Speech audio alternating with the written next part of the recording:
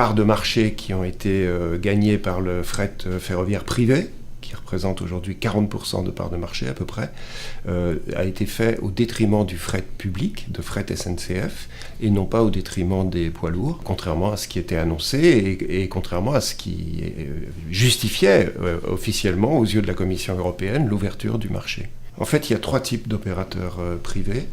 La plupart d'entre eux, ce sont des filiales d'opérateurs ferroviaires étrangers. Deuxième opérateur privé, c'est ce qu'on appelle les OFP, les opérateurs ferroviaires de proximité, qui au départ correspondaient surtout à des voies ferrées qui étaient autour des ports. Et puis le troisième type d'opérateurs ferroviaires privés, ce sont des filiales des groupes de BTP qui notamment font ce qu'on appelle des trains de chantier, transportent des matériaux pour les chantiers de rénovation des voies, mais pas seulement. Le principal de ces opérateurs, c'est ECR, Eurocargo Rail, qui est une filiale de la Deutsche Bahn, donc la SNCF allemande, on peut dire. Et cet opérateur a conquis entre 15 et 20%, apparemment 16-17% de parts de marché, et rencontre des difficultés énormes, puisqu'il y a un plan dit de sauvegarde de l'emploi qui vient d'être signé, et qui prévoit la suppression de 120 emplois. Donc le rêve d'un marché du transport ferroviaire ouvert à la concurrence, dynamisé, donnant plus satisfaction que donnait autrefois Fret SNCF, n'est pas vérifié dans les faits.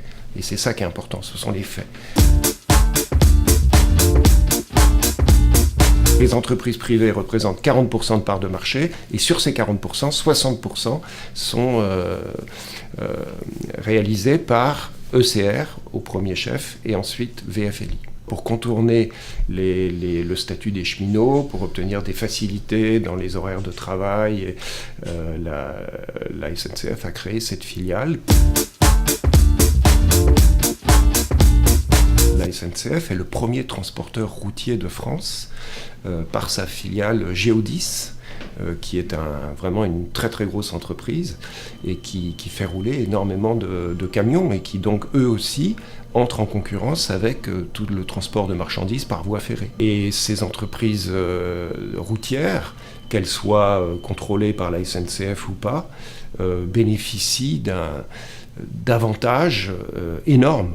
Et ce qui explique pourquoi il y a tant de camions sur les routes, avec toutes les conséquences qu'on sait sur l'environnement et sur les conditions de travail des routiers, qui sont souvent mauvaises. Et le réseau d'autoroutes contribue largement à ça, et peut-être qu'il n'est pas tellement fait, contrairement à ce que beaucoup de gens imaginent, pour faciliter les déplacements des particuliers. Mais en fait, c'est surtout, ça bénéficie surtout au transport de marchandises, au détriment du fer et au détriment de la nature, ou en tout cas de l'environnement. Si on regarde le cas de ECR, donc, qui est le principal concurrent de la SNCF, pourquoi la Deutsche Bahn fait tous ces efforts depuis des années pour renflouer cette entreprise qui ne lui rapporte pas d'argent? La France occupe une place centrale en Europe. Elle est au carrefour, donc un passage obligé entre l'Allemagne, la péninsule ibérique, l'Italie. C'est probablement pour ça que la Deutsche Bahn fait tous ces efforts. Il faut que la loi privilégie le fret partout où c'est possible, d'une part, et d'autre part, il faut rendre plus difficile la vie des camions, pas des camionneurs. Au contraire, il faudrait contrôler les conditions de travail pour s'assurer que les conventions collectives sont respectées, etc. C'est pas absurde que les marchandises soient prises en charge pour les derniers kilomètres par des camions qui offrent une certaine souplesse. Par contre, transporter des bouteilles d'eau, des tonnes de bouteilles d'eau d'Italie vers la France par camion, par exemple, on ne voit pas très bien la rationalité et la logique, d'autant plus que ce n'est pas des produits périssables, il n'y a aucune urgence. Et même ce seraient des produits périssables, c'est le cas des fruits et des légumes qui viennent du Portugal ou qui viennent d'Espagne. Pendant très longtemps, ils étaient transportés par train, par exemple jusqu'à Rungis, et il y a à peu près 1 ou 2 ans, la dernière voie ferrée qui venait, je crois, de Perpignan a été supprimée au profit des camions. Il y a déjà des opérateurs de transport voyageurs qui interviennent en France. Ce qu'on peut prévoir, c'est qu'il va se passer la même chose que dans le fret, c'est-à-dire que les nouveaux entrants vont essayer de écrémer le marché, c'est-à-dire de prendre les bonnes, les trajets les plus rentables, les plus faciles, les grandes lignes, etc. et vont laisser au service public, ou ce qu'il en reste, les trajets les moins lucratifs, les moins rentables. Ouigo, c'est une filiale aussi de droit privé, même si les trains sont jusqu'à présent conduits par des conducteurs SNCF. Il faut parler du Thalys, dont la SNCF est le principal actionnaire. Il faut parler de Eurostar, dont la SNCF est aussi le principal actionnaire.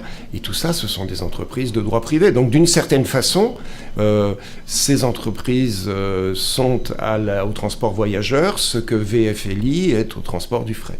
En fait, on peut dire que le marché est déjà relativement ouvert.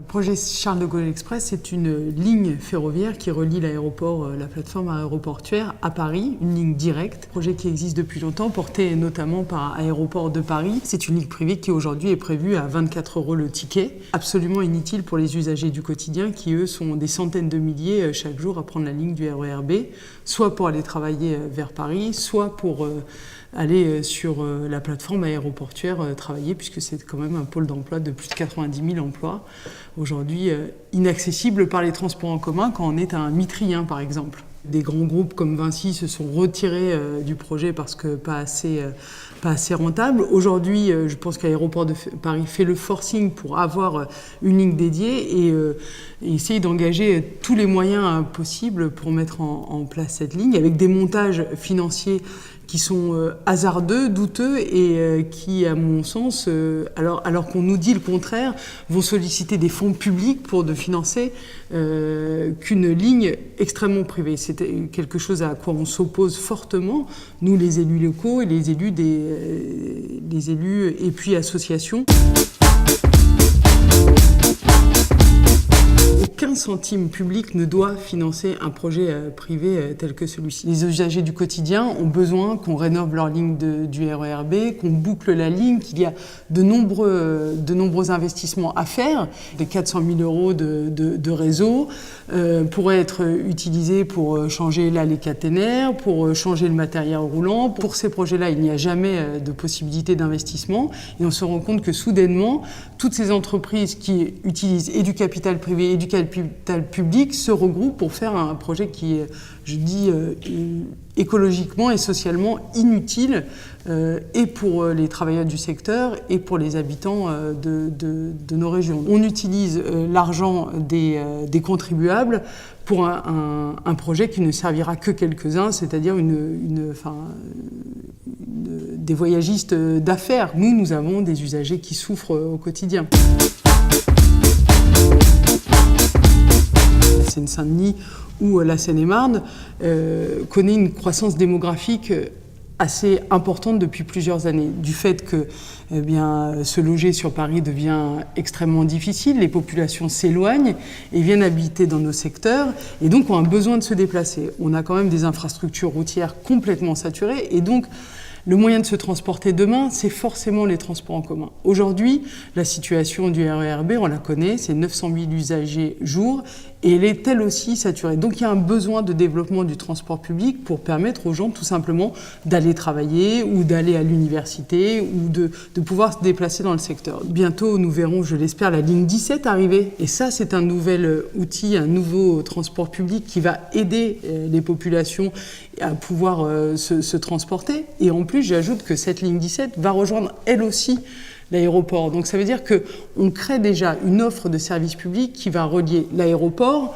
à Paris en passant par des secteurs stratégiques comme le Bourget ou le parc des expositions de Villepinte et aller jusqu'à la Défense. Donc là, on est dans la création de services publics, des choses qui sont utiles à toutes et tous et qui vont aider des milliers d'usagers, et en plus au tarif du Pass Navigo, pour lequel nous nous sommes battus, beaucoup d'élus dont je fais partie, pour avoir un pass unique sur la région qui soit accessible à toutes et tous. Il y a de nombreux projets d'infrastructures publiques qui pourraient aider au développement de nos secteurs, comme une tangentielle ferrée nord-sud Seine-et-Marne que nous demandons depuis un moment, qui permettrait de relier toutes les lignes RER, puisque en Seine-et-Marne, par exemple, on a toutes les lignes qui arrivent chez nous, mais en cul-de-sac. Aujourd'hui, quand on habite Mitry-Mory, on ne peut pas aller à la préfecture de Seine-et-Marne par les transports en commun. Le passage du CDG Express va obérer totalement la possibilité de développer le transport d'une ligne comme la ligne K qui passe par Mitry, mais qui va aussi dans les villages, Thieux, Compan, jusqu'à Crépy-en-Valois, et tout le développement du fret, parce que aussi sur nos lignes passe le fret, et on sait qu'aussi à terme, le développement du fret pourrait aussi désengorger les infrastructures routières et permettre de retrouver un peu de fluidité, puisque sinon, dans 5-6 ans, on ne pourra plus circuler en Île-de-France. Mettons-nous, nous aussi, tous les acteurs autour de la table pour savoir ce dont nous avons besoin et à quoi doit être utilisé l'argent demain. Et à mon sens, il doit être utilisé pour le développement du service public et surtout pas pour une ligne qu'on sait à terme déficitaire. Toutes les lignes qui, dans le monde, comme celle de Toronto ou autres, qui rejoignent des capitales aux aéroports, ce sont des lignes déficitaires et c'est à un moment le contribuable et donc l'argent public qui vient combler ce déficit, parce que je ne suis pas sûre qu'un opérateur privé qui demain prendra la concession de CDG Express acceptera de perdre de l'argent. Tout ce qui ramène des bénéfices est tourné vers les grandes entreprises, et puis le secteur public, au détriment de ses usagers, vient renflouer ce qui est déficitaire. Ça fait quand même des dizaines d'années qu'on nous dit qu'on ne peut pas boucler la ligne du RER sur l'aéroport, et si CDG Express venait à voir le jour, il y aurait enfin un bouclage de la ligne B du RER. On oppose 900 000 usagers du RER B à 20 000 potentiels clients du CDG Express.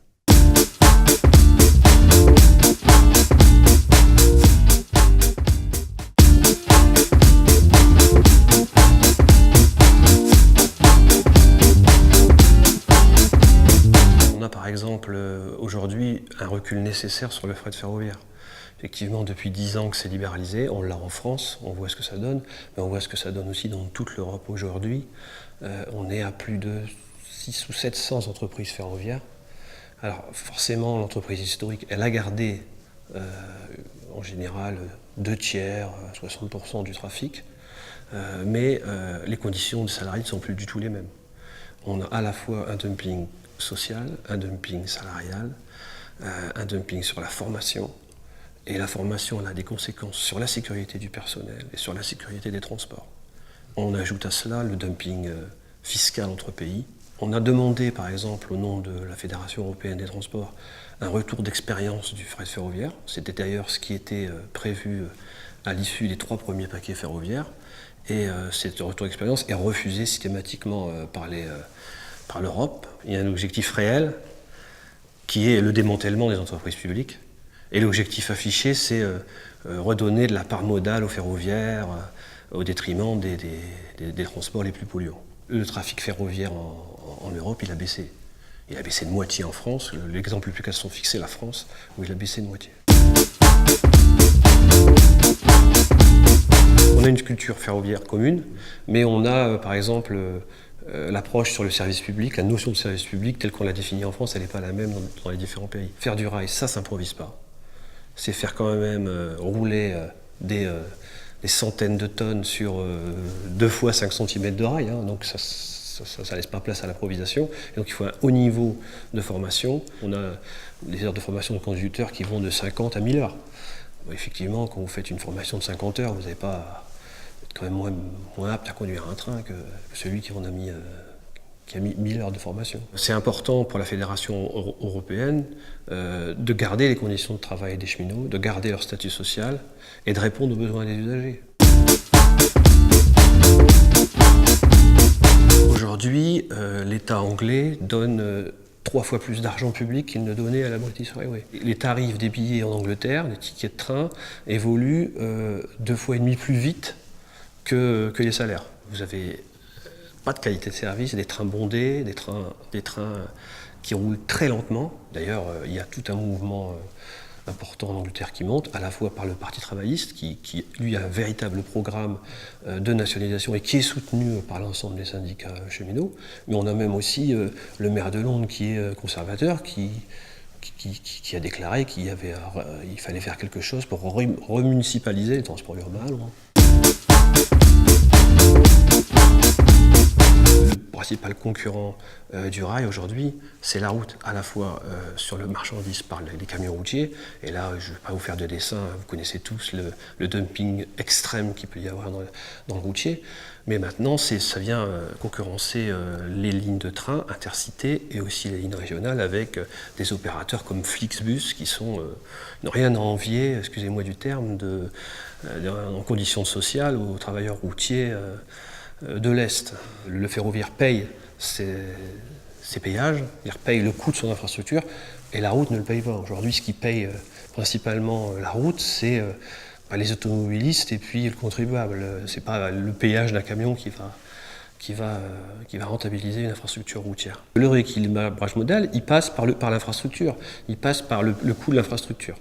Et donc il faut à la fois que le routier paye l'infrastructure, et donc aujourd'hui il y a une directive européenne qui s'appelle la directive Eurovignette. Nous on veut que ça se décide à la fois avec les salariés, avec les usagers et avec les responsables de transport dans les différents pays.